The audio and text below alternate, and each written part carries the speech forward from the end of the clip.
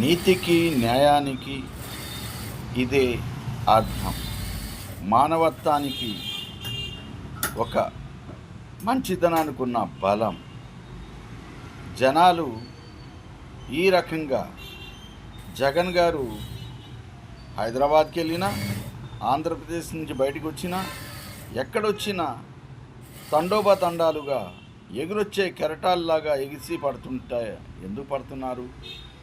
నీతి అయిన పరిపాలన ఇచ్చి నిజాయితీగా చూపించారు కాబట్టి, తనకున్న కష్టాలని కరుణలో ప్రతి ఒక్కరిని ఇంటి మనిషిగా ఒక బంధువుగా నిలబడ్డాడు కాబట్టి, ముఖ్యమంత్రి పీఠానికి ఒక అర్థం తెచ్చిన వ్యక్తి కాబట్టి ఆయనకు ఒక విశ్వనీయత అనేది వచ్చింది.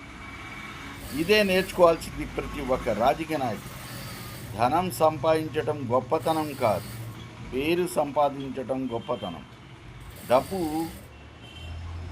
విలువల్ని పక్కన పడేస్తే డబ్బు చాలా వీధి. మంచితనం చాలా కష్టమైనది, అది ఎవరిని మనసు గెలుచుకోలేదు. అదే నీతి బాట, దేవుడు దారి. అందుకే దానికి అంత కష్టం ఇచ్చాడు దేవుడు.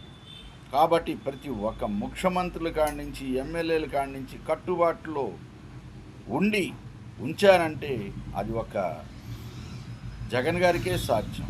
లంచగుండితనం లేకుండగా వారంటీ సంస్థని పెట్టి పనివాడు నష్టపోకుండగా ప్రతి ఒక్కటి కూడా వారంటీ సంస్థగా, వారంటీ ద్వారాగా ప్రతి ఇంటికి అవసరమైన కాగితాన్ని అందించి ఈ రకంగా కాపాడాడంటే చరిత్రలో ఎక్కడైనా జరిగిందా?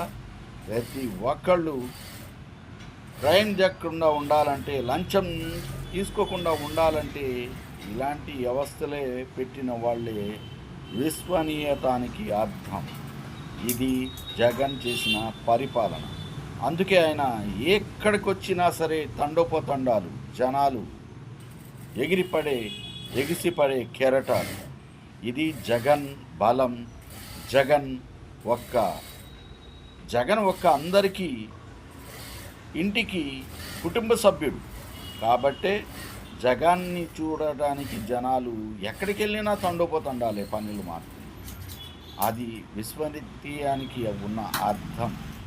ఇది తెలుసుకుని ప్రతి నాయకుడు గెలుచుకోవాలా. పేద ప్రజల గుండెల్లో ఒక స్థానం సంపాదించాలి. అందుకే అంటూ ఉంటారు జగన్, నేను రేపటి రోజు ఏమైనా ప్రజల గుండెలో ఒక